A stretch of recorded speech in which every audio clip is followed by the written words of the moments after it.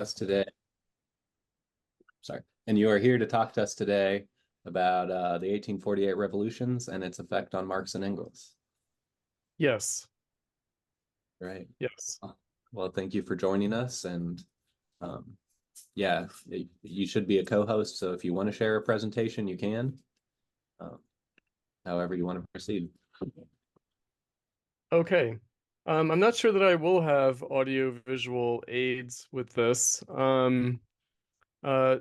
because the 1848 revolution, unlike other revolutions, has not been very much represented, for instance, in the history of art. There is one painting in particular that I might share with you guys, depending on how we go. But other than that, the famous painting that people know from Eugene Delacroix, Liberty Leading the People, is from the 1830 revolution, the July Revolution in France. That has a place in the popular culture. And that was the preceding revolution before the 1848 revolution in France. So let me give some background. Let me present the context for 1848. So there are two contexts to consider with respect to 1848. One is political history, the history of modern revolutions. So the history of revolutions from 1776, from the American Revolution, through the 1789 French Revolution. And then I mentioned the July 1830 revolution in France. So there was a kind of a sequence of modern revolutions. That is one historical background for us to consider. The other is more what we would consider economic history, and that's the Industrial Revolution, which is conventionally dated from circa 1750 to about 1850. That's the first Industrial Revolution. The second Industrial Revolution is usually dated from 1870 to World War I, 1914. And really, it's the combination of these two things, the Industrial Revolution and the history of modern political revolutions, that's informing Marx and Engels when they are writing for the first time in their 20s. These are young people. Their writings in the 1840s, leading up to, of course, their famous jointly written Communist Manifesto, which was written in late 1847 and published in early 1848, before the February Revolution in France in 1848. So I mentioned the 1840s, when Marx and Engels came to consciousness as young adult people in their 20s. So the 1840s, the way that I like to put it, are really crucial for modern history more generally, but also for the history of Marxism. I like to say that Marx would not have been Marx if he had not come to consciousness as a young man in the 1840s. So I mentioned political and economic history. There's also, we could think about this in terms of the subjective and the objective phenomena of the time of the 1840s. So objectively, the 1840s are known as the Hungry 1840s, the Hungry 40s. It's the first worldwide global depression after the Industrial Revolution. So there had been commercial crises previously. Probably the most famous is the tulip craze in the 17th century. But this is the first major commercial crisis and global economic downturn, global depression after the Industrial Revolution. So objectively, that's what's going on in terms of economic and social conditions. But subjectively, you have in the early 1800s and the early 19th century, the emergence of the modern workers' movement for socialism. So you have the birth of socialism as a movement during the time of the French Revolution, most famously with Gracchus Babeuf in the period of the Directory, in the period after the fall of the Jacobins, who has the conspiracy of equals. He's considered one of the originators of socialism. And socialism is a modern movement. Communism, so I mentioned the Communist Manifesto. Communism is more of an ancient ideal that actually comes out of religious traditions. In other words, people living together, sharing things in common, usually with a kind of a vow of poverty, right? That's what we associate with communism. Socialism, however, is a very modern phenomenon, and it originates from this era of modern revolutions, and it also originates in this era of the Industrial Revolution and the industrial working class, the emergence of the proletariat as a new kind of laboring class in history. The socialist movement up to the 1840s had gone through various developments and also had different tendencies to it. So you've probably heard of the utopian socialists. So Saint-Simon, Charles Fourier, Robert Owen, these are famous utopian socialists, but there are others. So utopian socialism comes out of a sense of not just economic, but social and political possibilities coming out of industrial society, industrial production. But there are other different tendencies in the history of socialism as well. Chartism in England as an industrial workers movement for labor reform, for reform of labor conditions, and also for universal suffrage without a property requirement. So we usually know from the history of Marxism, Marxism is described by Marx and Engels themselves, but also by later Marxists, as this coming together of three different traditions. One is British political economy. So starting with Adam Smith and followed by others like Ricardo, but also the utilitarians. British political economy, German philosophy. What's meant by this is German idealist philosophy, modern idealist philosophy, basically the tradition from Kant to Hegel. And then French socialism, because socialism as a movement was something that, like I said, originated out of the French Revolution and had specific traditions there. Even socialists outside of France were very much influenced by this French socialist tradition. Again, in the aftermath of the French Revolution and the effects that the French Revolution had throughout Europe. So when I mention the French Revolution, I'm really talking about the full cycle of the French Revolution, 1789 to 1815, to the second defeat of Napoleon, that whole cycle.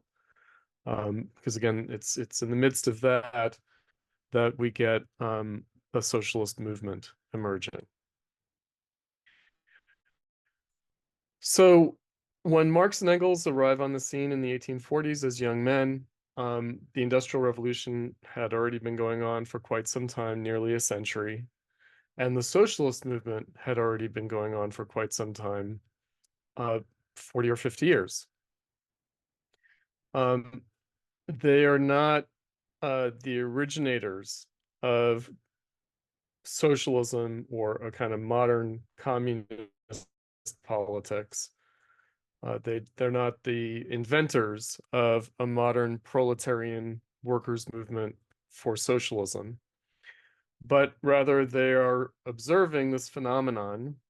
I mentioned it's a subjective phenomenon. We could put it in the realm of political phenomena, a subjective phenomenon of modern political ideology, a modern political movement with a vision of present society and with demands on that society, but also really a goal towards a transformed society.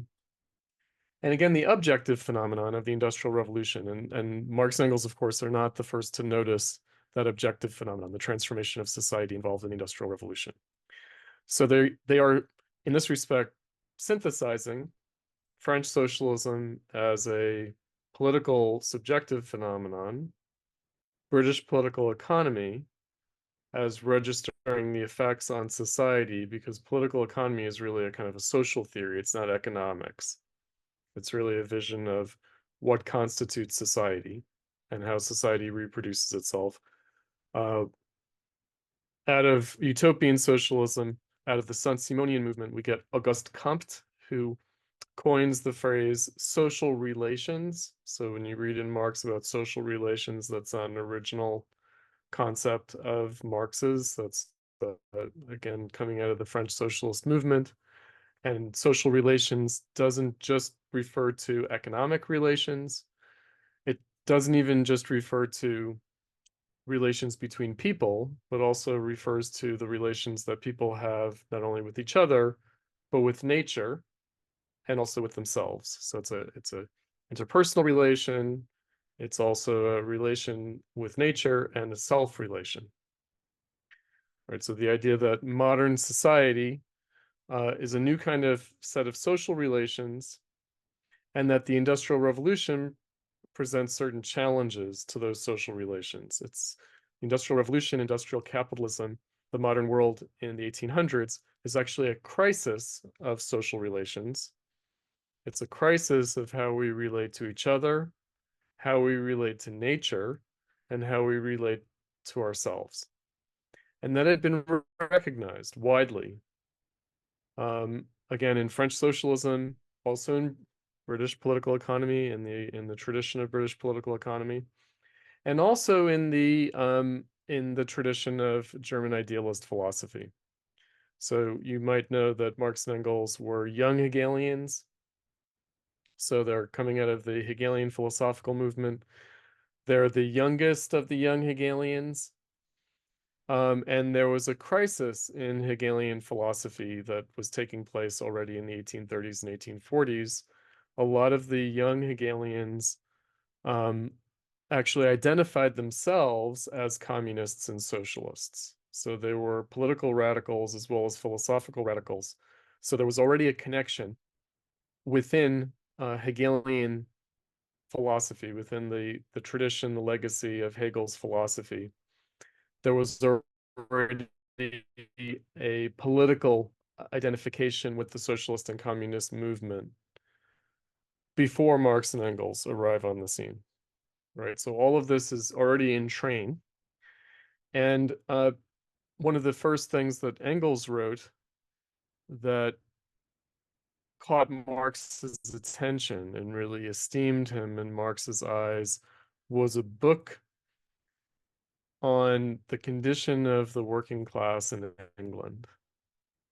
And it was written out of his experience going to manage a factory that was owned by his family. So Marx and Engels are part of excuse me, from the western part of Germany, the Rhineland. They're Rhenish, they're from the Rhineland. They're from the part of Germany that was most bourgeois, most modern, most industrialized, and also most politically affected by the French Revolution. So, for instance, in Marx's own household, growing up, his family sang French revolutionary songs. Right. So these were radical, democratic, liberal-minded people as very young people, as teenagers, as schoolboys. So, however, even though it was affected by the Industrial Revolution, even though there was some industrialization in the western part of Germany, it was not as proletarianized, not as dramatically affected by the Industrial Revolution as England was. So when Engels went to England, he was shocked at the conditions in Manchester, which was a center of industrial production.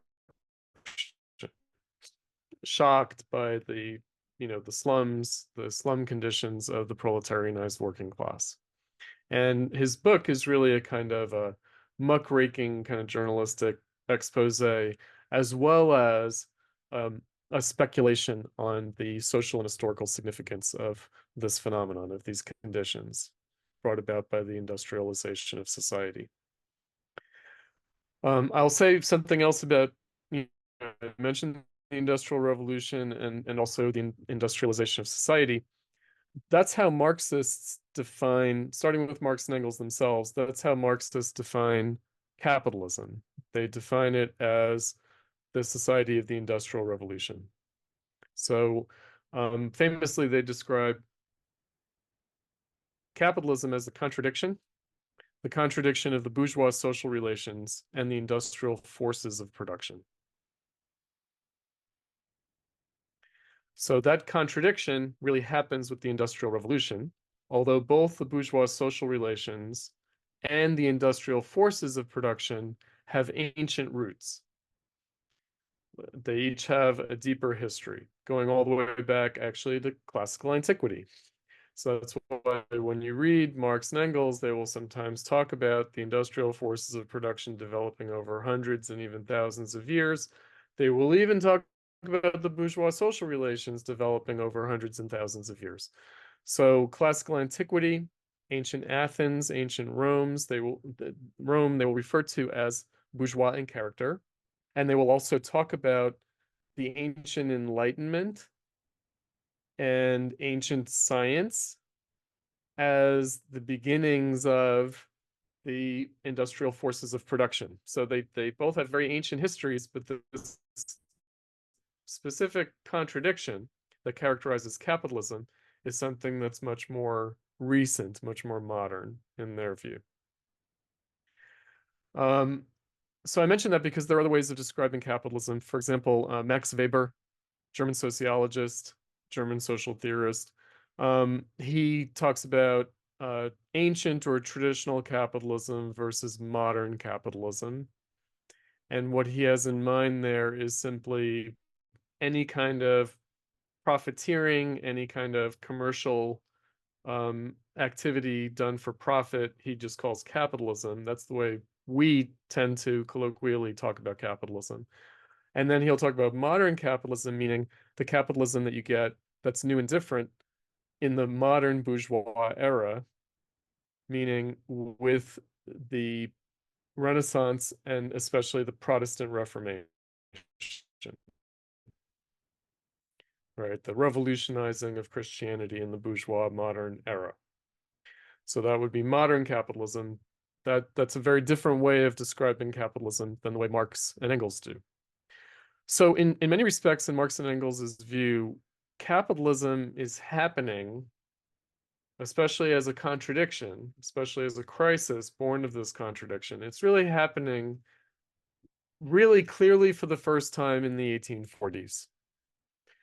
I mentioned the July Revolution of 1830 as the major political event that predates the 1848 revolutions.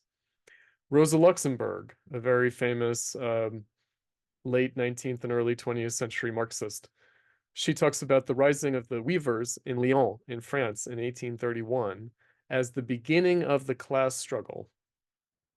So the class struggle begins in 1831. So what does that mean? Especially because we know from the Communist Manifesto that class struggle can be traced all the way back to classical antiquity. It can be slave and master, plebeian and patrician. It can be journeyman versus master of the guild. It can be lord and serf.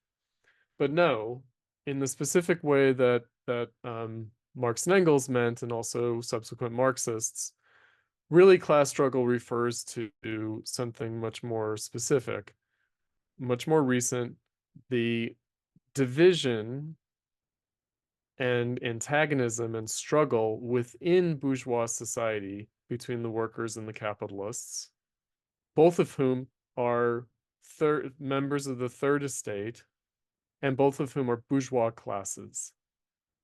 And that's the last thing that I'll say about bourgeois society and bourgeois social relations before I get into the history now. Bourgeois in French just means urban. So to be bourgeois means to be a town dweller, a city dweller, city folk, town folk, as opposed to the country folk. So traditional civilization was centered on the countryside. It was centered on the farming village. Uh, the bulk of the population was peasantry, the peasant farmers. Like 95% of the population was that. And even the upper castes, the upper classes are really the upper castes, the clergy, the priestly caste, and the aristocracy, the warrior caste, very tiny part of the population. And then the commoners who were not peasants were also a very small sliver of the population, the guildcraft artisans and the merchants. So the third estate, mostly peasants, but then also guildcraft artisans and merchants. Bourgeois society, so all of that was taking place in the countryside. So the guildcraft artisans are in the village. The priest is the village pastor. The aristocracy, the lord is the lord of the manor. It's all in the countryside. There are cities, but the cities are not centers of production. They're not centers of social reproduction. They're centers of administration. So they're centers of like religious authority and also temporal authority. So the cities are where the kings or the emperors might be, and where the church is headquartered, and has its sort of satellite headquarters. But otherwise, the center of society is really rural. In modern society, the center of society becomes urban. And what does that mean? It means not just a huge population explosion in the cities, which happens. So a movement of population from the countryside to the cities, and also provincial towns, not just the major cities, but provincial towns. So the emergence of urban life, but also production and social reproduction tend to be centered on the activity going on in the modern cities. So this is usually dated to the Renaissance because the Renaissance, the emergence of the free city-states of Europe. The Southern Renaissance, the Italian city-states, and the Northern Renaissance, the Hanseatic League. Right, so the Renaissance is the emergence of bourgeois society. It's the emergence of these free city-states that are free in the sense of they're freeing themselves from the feudal aristocratic order and the pattern of life in the countryside. And they usually have a more or less fraught relationship with traditional religious authorities, and then they tend to develop a political relationship with the kings, then an alliance between themselves and the kings against the aristocracy, and also against the church, or trying to establish some independence from the in Western Europe, from the Roman Church, from the Catholic Church. So that social transformation from rural to bourgeois society had been going on for hundreds of years by the time of the Industrial Revolution. So the Industrial Revolution is a very late development in terms of bourgeois society. I mentioned the alliance between the bourgeoisie, and bourgeoisie at that time meant town dwellers. So the workers were part of the bourgeoisie because they're urban, they're not peasants. And also it's transformation of the guilds and guildcraft. There's more of a modern working class that's free of the traditional guild structure, and even the guilds themselves are transformed in this period. The absolutist monarchies, the absolutist state, is actually a modern bourgeois phenomenon. So when the king separates himself from the aristocracy and establishes kind of dominance over all of society, the absolute monarchy, which usually involves some independence from the church as well. So we know from Henry VIII, even without the impact of the radical Protestantism, just the establishment of an independent Catholic Church, basically the Anglican Church, That's a bourgeois phenomenon. That's a phenomenon of the modern bourgeois era. So these things have been going on for hundreds of years before the industrial era.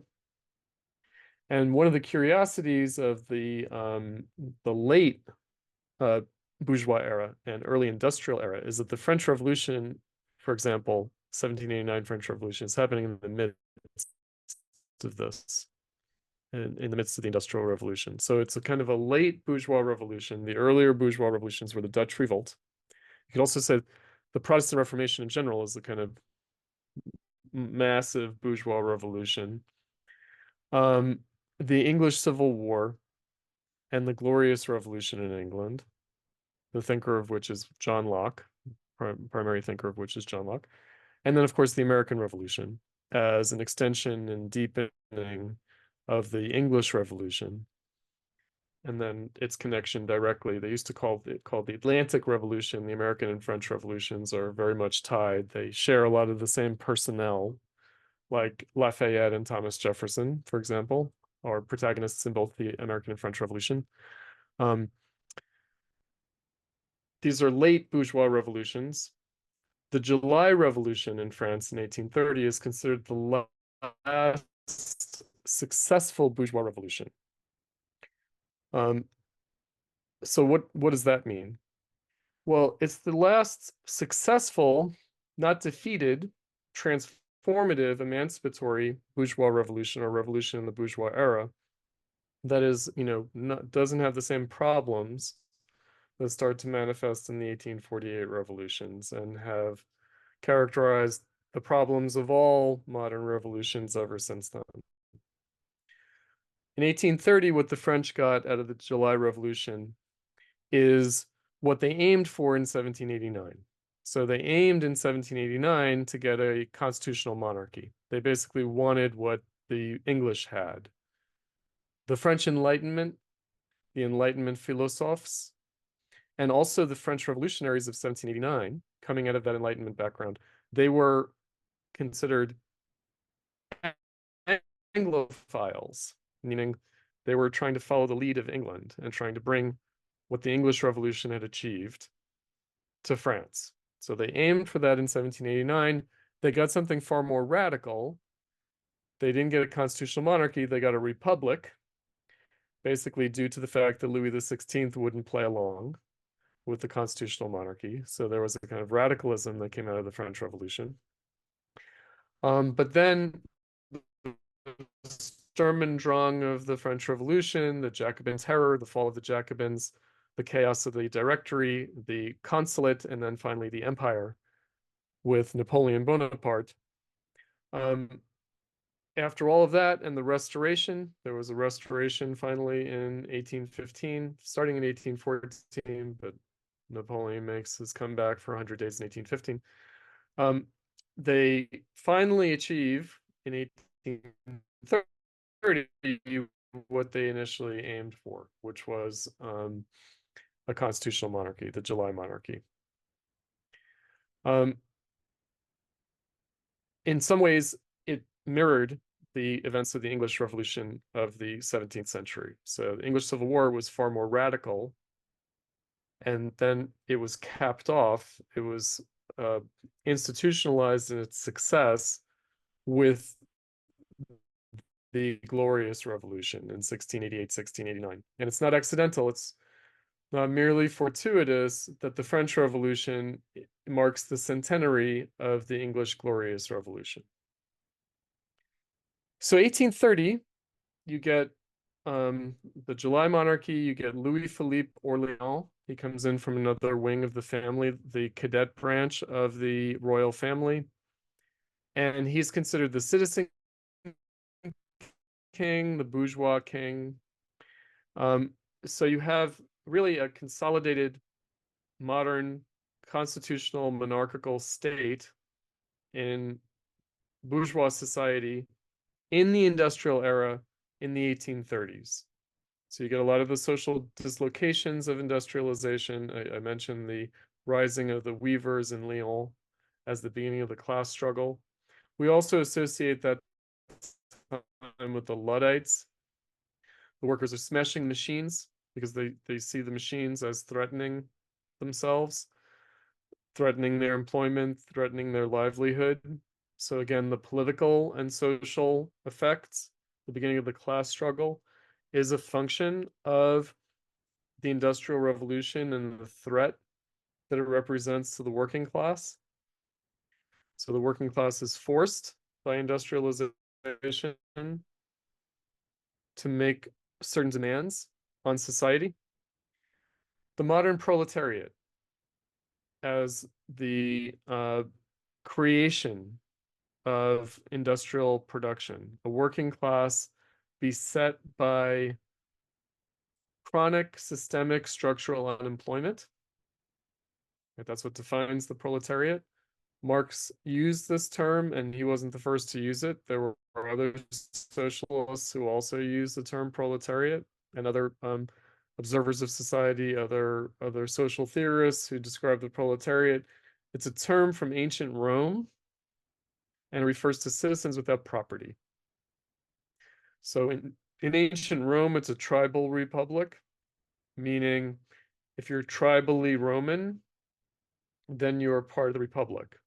But the development of Roman civilization was such that eventually the tribal Romans, who were the ruling class and who basically represented the kind of warrior caste of the tribe that had conquered the other Italian peoples, eventually Roman civilization developed to such a point where to be tribally Roman, you would not necessarily get property. So property was the fruit of conquest. It was allotted to people as a function of the conquests by the Romans of other people. So people were tribally Roman, but without property. And yet they had full rights as citizens. They could vote, for example. So they were a legally recognized class, the proletari. They were people without property and yet still citizens. I mentioned earlier from the manifesto, plebeian and patrician. So basically the propertied Romans were the patricians, the old families, and the propertyless or small property holders, the sort of lower ranks of Roman society, were the plebeians, and the proletari were, the mass of Roman citizens without property. So they resuscitate this term in the modern era to describe the modern working class. So modern society is not tribal in the way that ancient democracy, ancient republics were. It's bourgeois, and yet it has a different kind of notion of property. So I mentioned John Locke out of the Glorious Revolution in England. John Locke, who said property is not the result of physical possession, physical seizure, conquest, but property rights are based on labor. So basically, land belongs to the farmers. It doesn't belong to the aristocracy. So the aristocracy, who were descended from the German tribes that conquered Europe in the Great Migration of Peoples at the end of the Roman Empire, the Anglo-Saxons who conquered England, who conquered Britain and made it England, the Franks who conquered Gaul and made it into France. They had their titles, their property, based on conquest. John Locke formulated the idea that no, property shouldn't be based on property right should not be based on might. It shouldn't be based on seizure through force. It should be based on labor. So rather than the baron, having title to the land as his property and also title to the peasants who farmed it as his property. No, the land belonged to the peasants who farmed it. So it's a bourgeois conception of property. Again, a bourgeois conception of social relations. So modern social relations are relations with each other, relations between people, relations to nature, such as the land, and the self-relation are not based on a divine great chain of being in which God has created us and put us in our place in the universe? No, not those religious social relations, not a religious cosmology with its social relations, with its way of making sense of the way people relate to each other, to nature, and to themselves. Rather, it's labor is the modern social relation, the bourgeois social relation. So we relate to each other as collaborators, as fellow laborers in social cooperation. We relate to nature as the material and the thing that we work on and work up through our labor. And we relate to ourselves in terms of our laboring capacities. So we are creative, productive individuals as laborers. So that conception of bourgeois right, our rights as citizens and as human beings is based on that bourgeois right, the right to self-ownership, right? So we relate to ourselves as our own property. We relate to others as collaborators and also as fellow property owners in the property of our labor and its products. And we relate to nature, again, through this labor relation. So what does it mean to say that bourgeois society produces a class of people who are bourgeois, but who are propertyless? How is that possible? Because after all, we have property in ourselves, we have property in our own bodies, in our own capacities. And so wouldn't that be an inalienable property? Wouldn't our labor and the social relations of our labor be something that is inalienable as a social right? Well, with the Industrial Revolution, with industrial capitalism, it's precisely that we become alienated from. So Marx famously described in the 1844 manuscripts the four dimensions of alienation. Said modern capitalism is characterized by alienation between people, alienation from nature, alienation from ourselves and our own capacities and faculties, and alienation from our own production, from our own productive activity and its products and its results. Right. So again, a modern society produces an alienated working class, modern bourgeois society, a society based on the social relations of labor. In the 1789 revolution, in the 1789 French Revolution, the most famous, well-read and influential pamphlet in that revolution is written by the Abbé Sieyès. It's called What is the Third Estate? And he says, the third estate is defined unlike the first and second estate. The first estate is the priestly caste who pray. The second estate, the warrior caste, the aristocracy, they fight. The third estate works. And he says, up till now, the third estate has been nothing. But from now on, the third estate will be everything. And the first estate and the second estate will have to redefine its roles as a productive contribution to society. So the priestly caste can redefine its role. They can become educators and philosophers. And the second estate, the aristocracy with their honor code of the warrior caste, they can be transformed into diplomats and politicians, as well as warriors. But they basically are going to do a job, right? They're not going to have any special caste, divinely ordained place in the universe. They're only going to justify their existence insofar as they perform a role like everyone else, that they do their jobs. And if they don't, if they're not capable of redescribing their role in society in this way, then they will be kicked out. They'll be banished from society. He says if the aristocrats are unwilling to understand the true role they play, he says they can go back to the Franconian forests from whence they came. They can go back to Germany. Right. So again, this is the consciousness of bourgeois society. It's the consciousness of the bourgeois revolution. But that goes into crisis with the industrial era. The ideals, the bourgeois ideals of all equal with equal rights, inalienable rights to life, liberty, and the pursuit of happiness from the American Revolution, from the Declaration of Independence, and the ideals, the principles of liberty, equality, and fraternity from the French Revolution.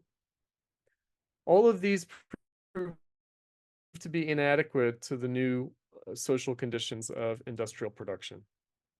In other words, ostensibly, we still live in the society of equality, life, liberty, and the pursuit of happiness as our inalienable rights. We still live in the society that values, above all, liberty, equality, and fraternity, solidarity.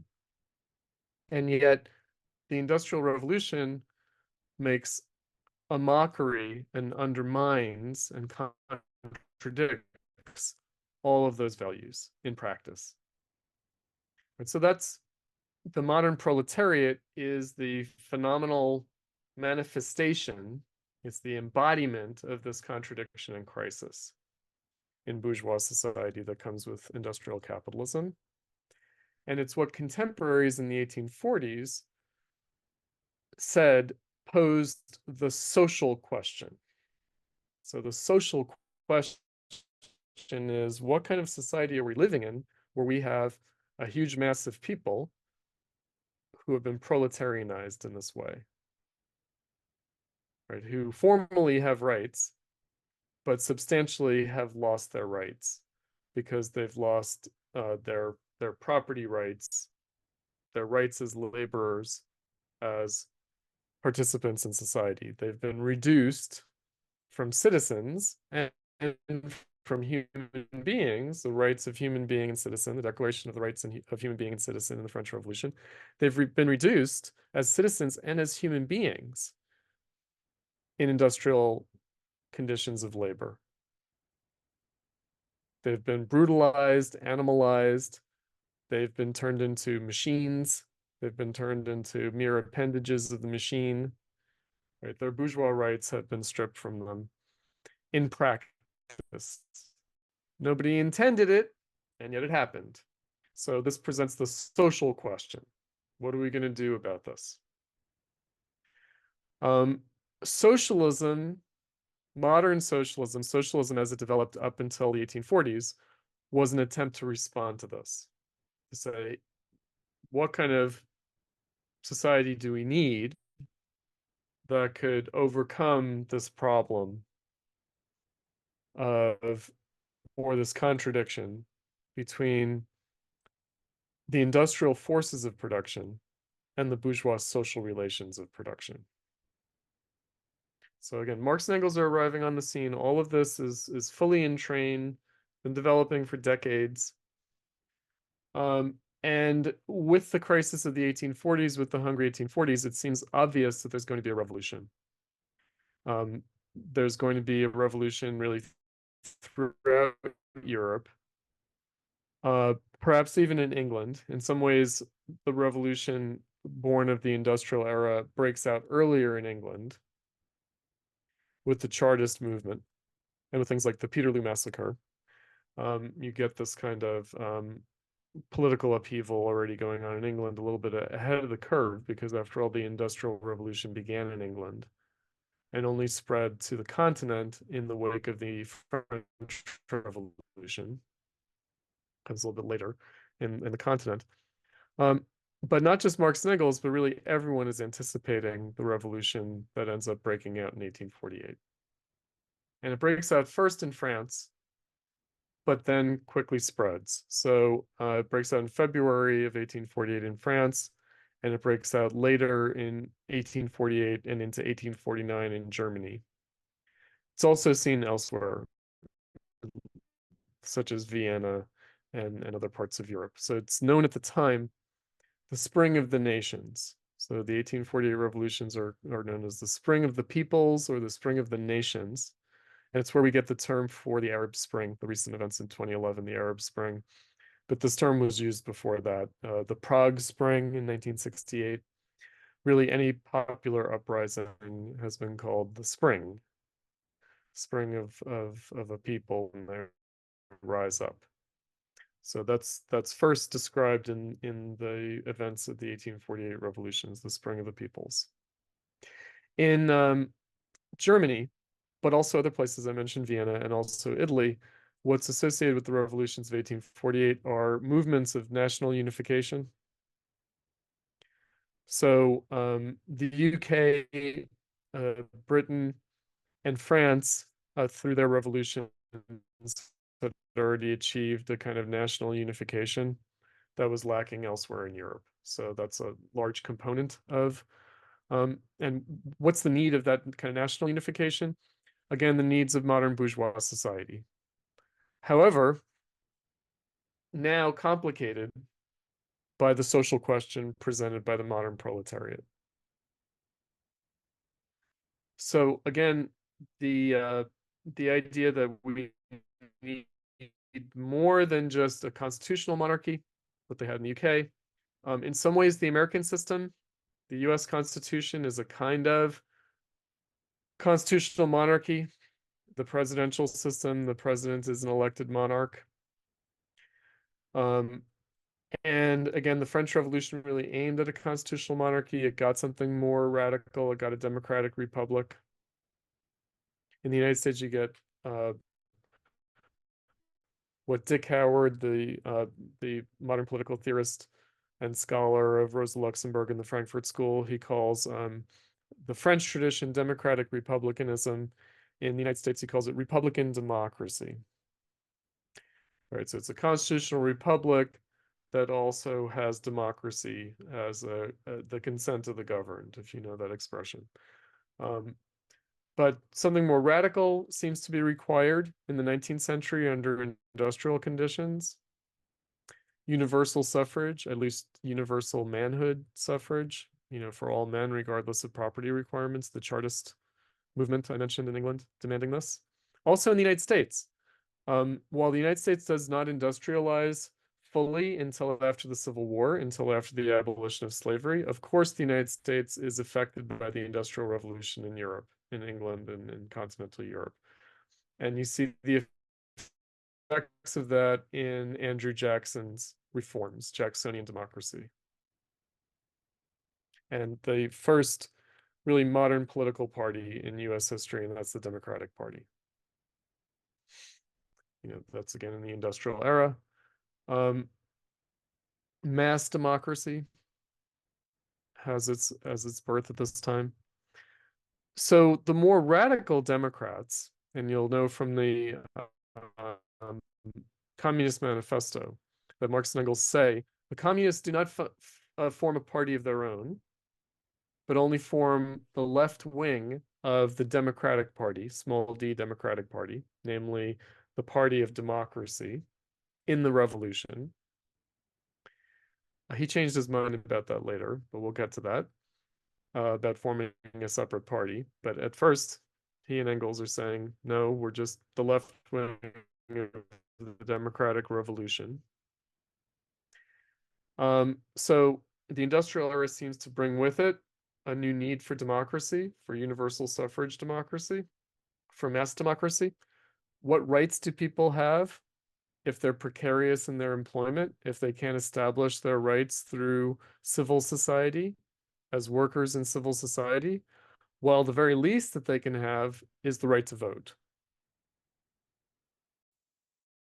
So rather than their social and political interests being represented by their employers, by the property classes, because of the uncertainty of labor and because of chronic or at least seasonal unemployment, the working class, the mass of people, require something new politically.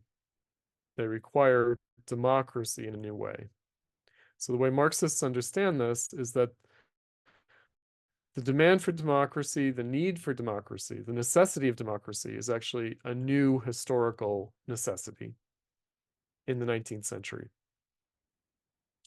So freedom can't be achieved simply through civil society, through the kind of organic social relations of civil society, but must enter the political domain of the state. So that's where the demand for universal suffrage comes from. It's a symptom, it's a phenomenon of the Industrial Revolution and of the proletarianization of labor. And also demand on the state to do something about the social conditions of the modern industrialized working class. So a lot of what we associate with the 20th century, the welfare state, government jobs programs, unemployment benefits,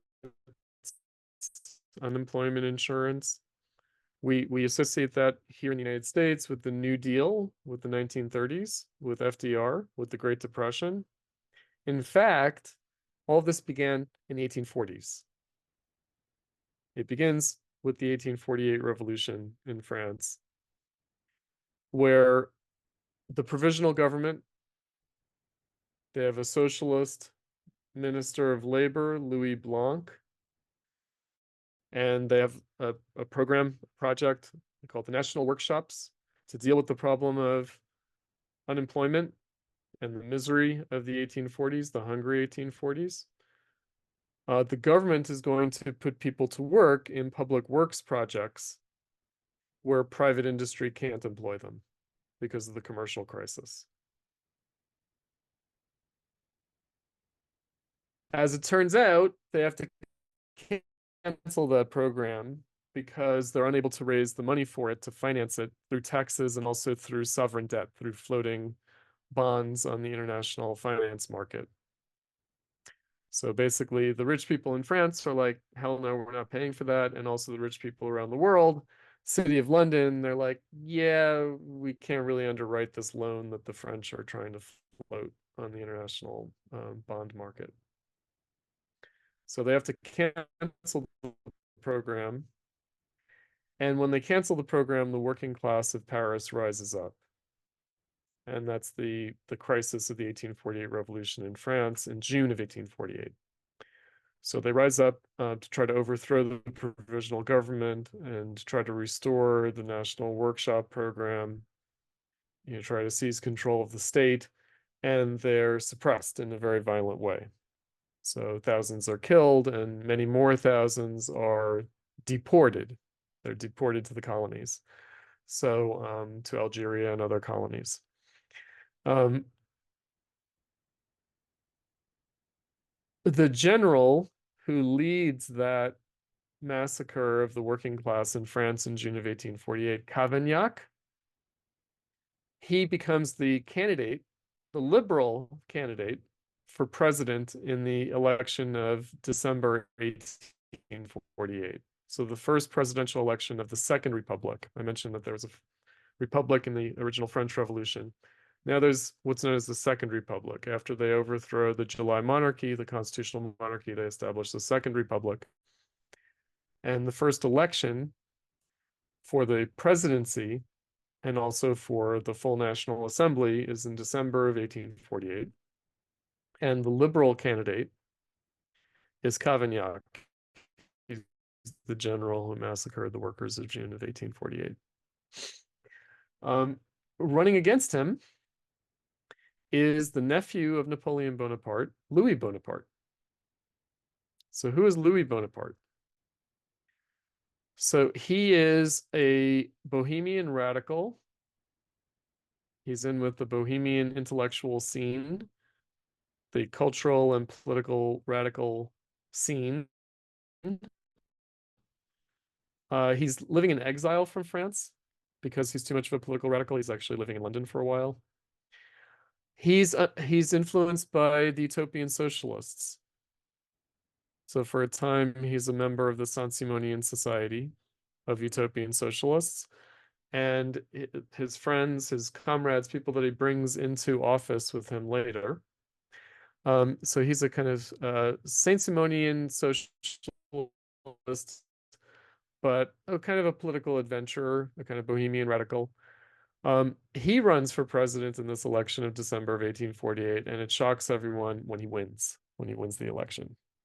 He wins the election on the basis of the working class that's embittered by the suppression of the uprising of June 1848. And he's also elected with a strong representation of the vote of the peasantry. Because to the peasantry, he represents the memory of Napoleon Bonaparte. So a kind of plebeian, from below, patriotic nationalism. And it's from Louis Bonaparte that we get a term in political science called Bonapartism. But the story of that is a little bit more complicated. So he serves one term as president of the Second Republic. He can't run for re-election because they have a one-term limit in the Second Republic. And so at the end of his first term, he has a coup d'etat and overthrows the Second Republic and establishes a second empire. And he crowns himself Napoleon III. And he rules for 20 years until the Franco-Prussian War deposes him. The Germans arrest him on the battlefield when the French armies are defeated in the Franco-Prussian War. But he's affirmed in his coup d'etat by plebiscite. So he has a plebiscite. He says, people, do you approve of my coup d'etat? And they're overwhelmingly said yes. And he renews the empire 10 years later in more of a rigged election the second time around. But I think he's affirmed the first time like 80 something percent and the second time like 90 something percent in the plebiscites that ratify the Second Empire. And he engages in a radical restructuring reform of France that we know from the architecture of France. The boulevards, the great boulevards of France, of Paris, of the remade city of Paris, by Baron Haussmann, was one of his cronies. And he was also associated with other things like financial reform, also influenced by credit mobilier, influenced by and implemented by Saint-Simonian socialists. So he has a kind of a quasi-socialistic regime of industrial modernization and development in France. And it's from this phenomenon that we get Bonapartism, namely a dictatorship that has a great deal of popular authority and that rests on serving the lower classes. Marx famously wrote about this in the 18th Brumaire of Louis Bonaparte. And one of his lines there is, bourgeois fanatics for law and order are shot down on their balconies in the name of law and order. So when the coup d'etat happens, what Louis Bonaparte does, he gives rifles to the workers and he sends them into the bourgeois neighborhoods and says, arrest my enemies. He gets popular support for that because during the Second Republic, during that first term of his presidency, he and his faction in the assembly were undermined by others, by the liberals, with reforms to voting rules. Basically, they try to cut down the eligibility to vote of the peasants and the workers by establishing not property requirements, but residency requirements.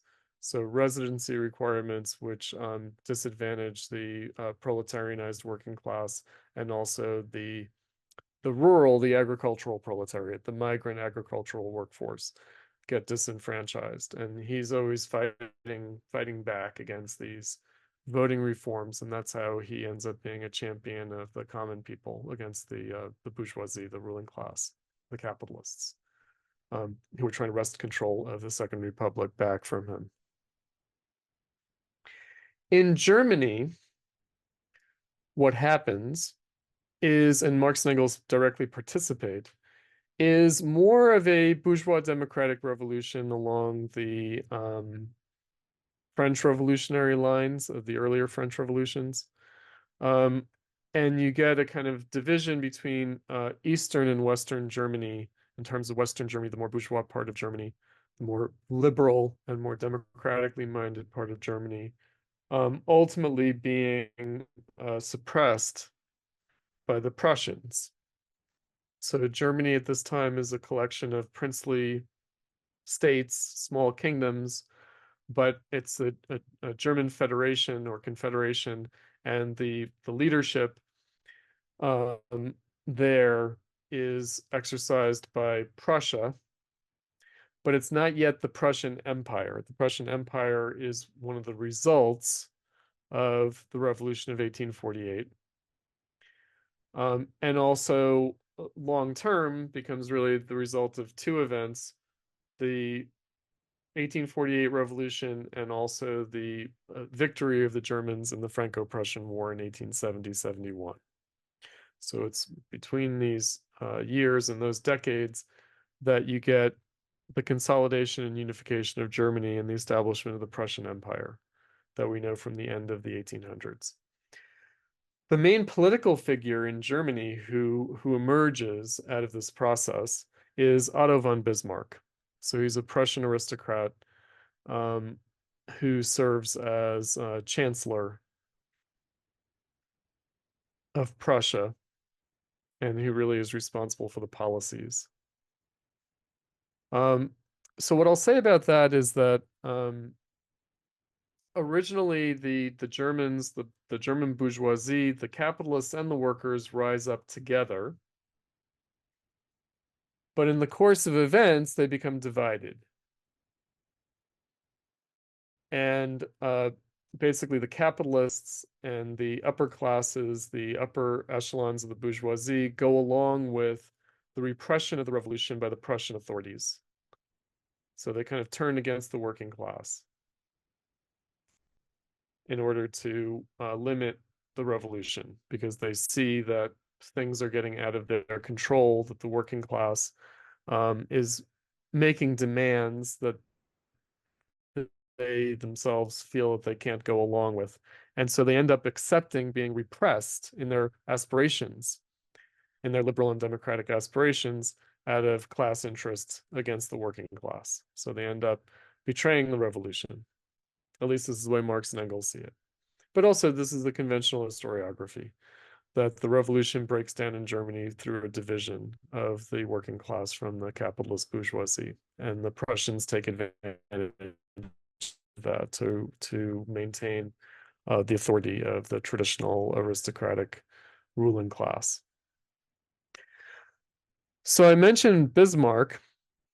So Bismarck has a famous phrase, a famous expression. It says that the lesson of 1848,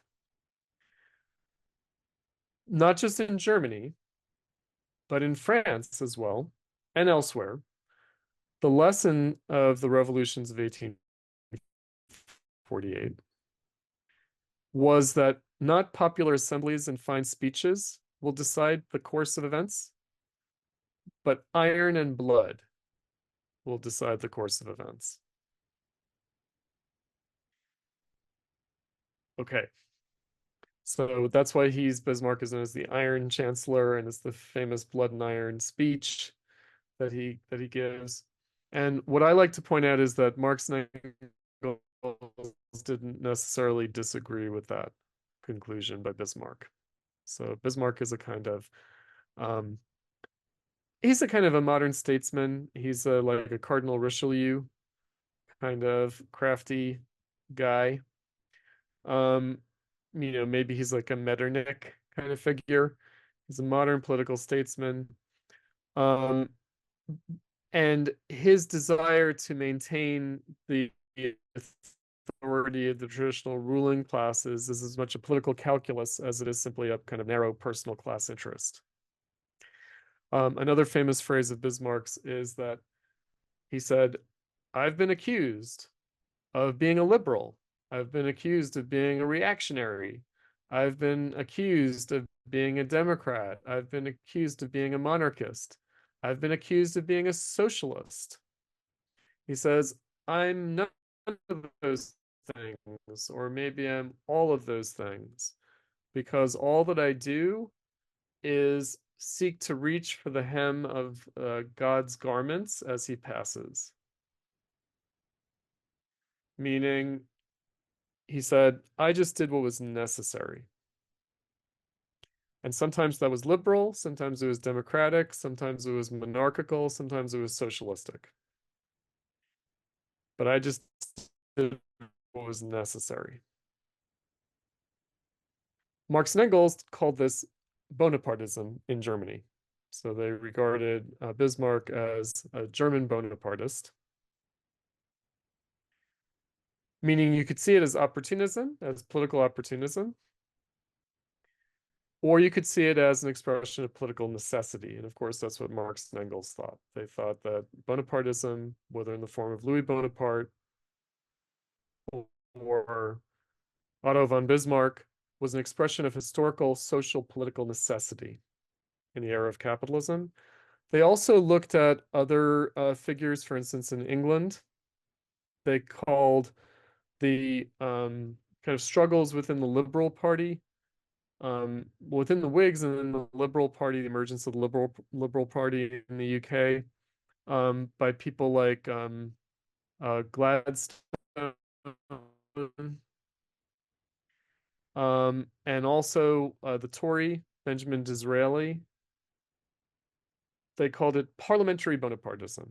So they called the machinations of the Liberal and Tory governments of the mid and late 19th century in the UK parliamentary Bonapartism, meaning it's a Bonapartist state, even though it has to be cobbled together through parliamentary majorities, but it's still a Bonapartist state. It has to do with the way they understood the role of the state in capitalism. In other words, that capitalism gives a new role, a new necessity to the state. It's to manage the social crisis of capitalism, to try to address the social question of the proletarianization of bourgeois society. Bismarck, you guys might know, is associated with the successful implementation as opposed to the abortive implementation in the French Revolution of 1848, the successful implementation of social welfare state policies.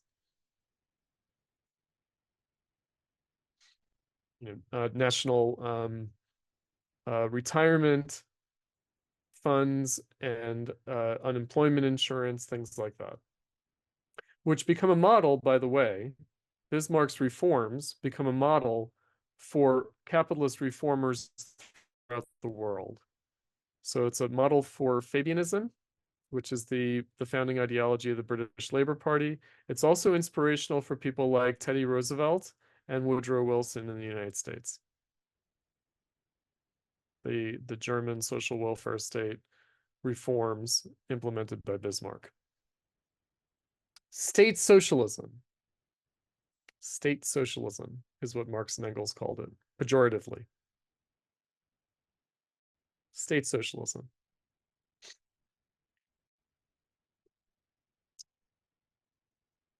Ultimately, Marx and Engels, they changed their perspective, as I mentioned, on the 1848 revolutions, because they went into it with the Communist Manifesto saying the working class goes into the revolution as the left wing of the Democratic Party, the Democratic Revolution. Communists, representing this new proletarianized working class, don't form a party of their own, right? But join the broader democratic movement and Democratic Party, small p, small d, Democratic Party. After the revolution, after the failure of the revolutions in France and Germany, and after the emergence of Bonapartism with people like Louis Bonaparte and Otto von Bismarck, now their perspective is rather that the working class has to organize independently of the bourgeoisie, independently of the petty bourgeoisie, independently of bourgeois democracy, and independently of petty bourgeois democracy. They have to form a party of their own, and they have to form an independent social movement and social organizations of their own, because the only way the revolution is going to be successful, they think, after 1848, after the events and results of 1848. I think the lesson of 1848 is that the only way the revolution can succeed as a modern democratic revolution, not even talking about socialism, but as a modern democratic revolution that's able to deal with the modern needs of democracy, the social question, the proletariat, will be to establish the dictatorship of the proletariat. So they basically say the result of modern social and political movements and modern social and political revolutions will either be a dictatorship in the name of capital, a Bonapartist dictatorship, a dictatorship of the capitalist state, or the dictatorship of the proletariat, by which they meant the working class becoming the ruling class and taking over the governance of society. And to do that, they have to be organized. They have to be sufficiently organized to replace the capitalist state. The working class has to, before the revolution, be organized in the way that they were not sufficiently organized before the revolutions of 1848. So now they have to build up their own civil, social, and political organization independently so that they can take over the state next time there's a crisis. And that's what they meant by the dictatorship of the proletariat. And they also thought that this needed to be done internationally, that the working class had to organize itself internationally so that a country will not be isolated as a revolutionary country and face the whole rest of the world ganging up on it.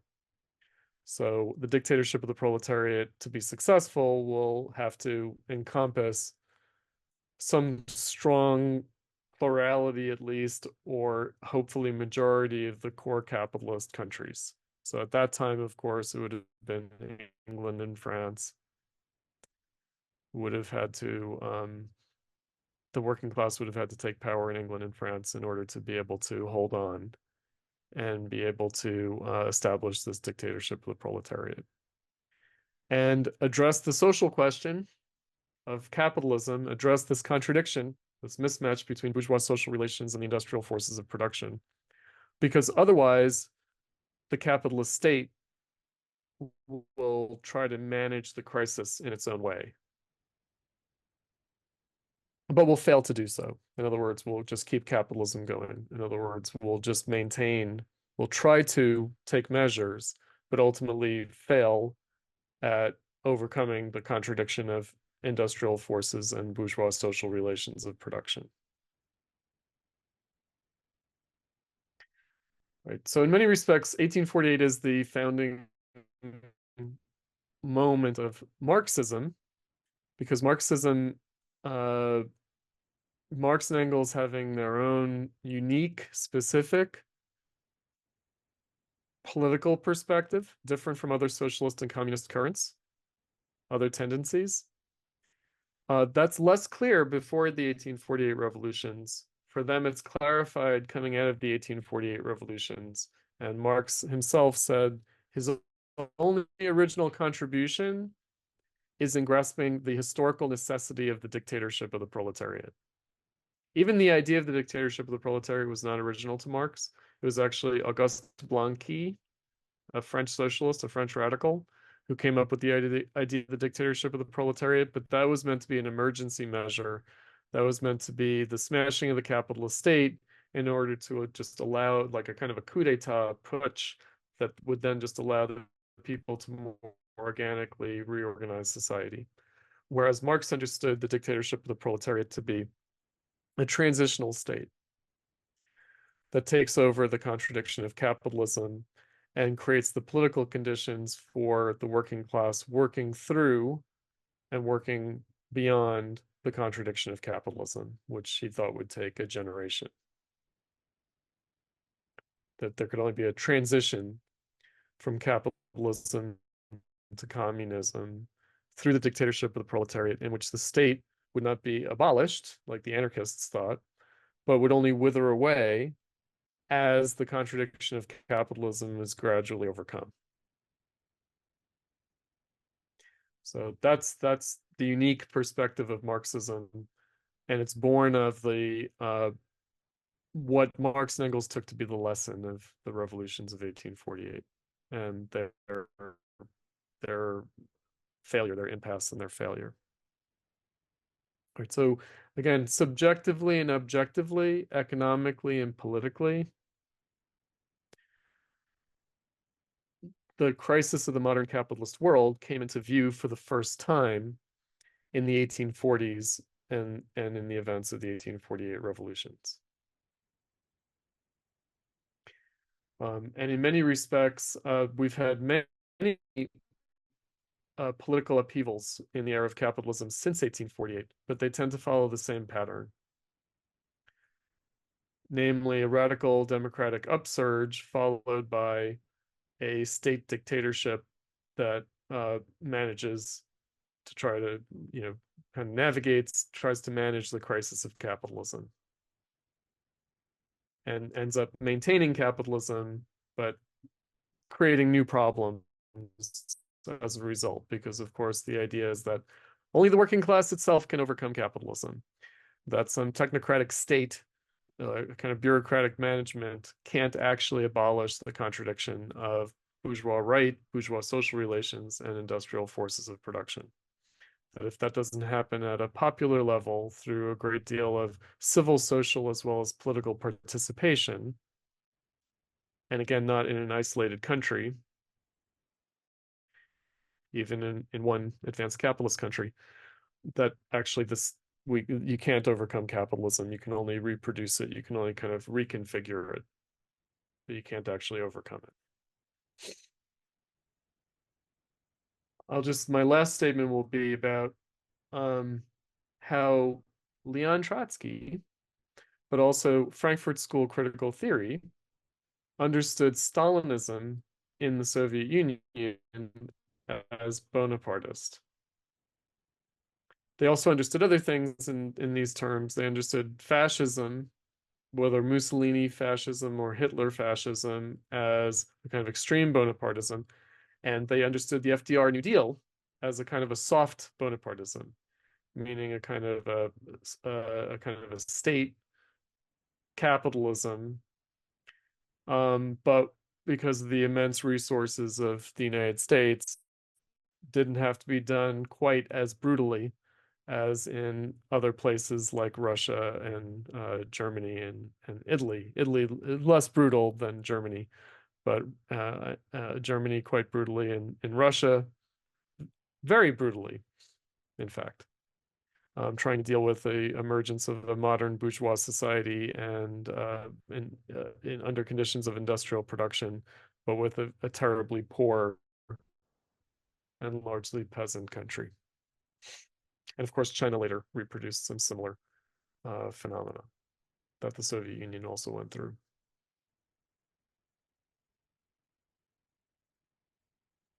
Okay, I think that that's what I have on the significance of the 1848 revolutions and history of modern socialism and Marxism.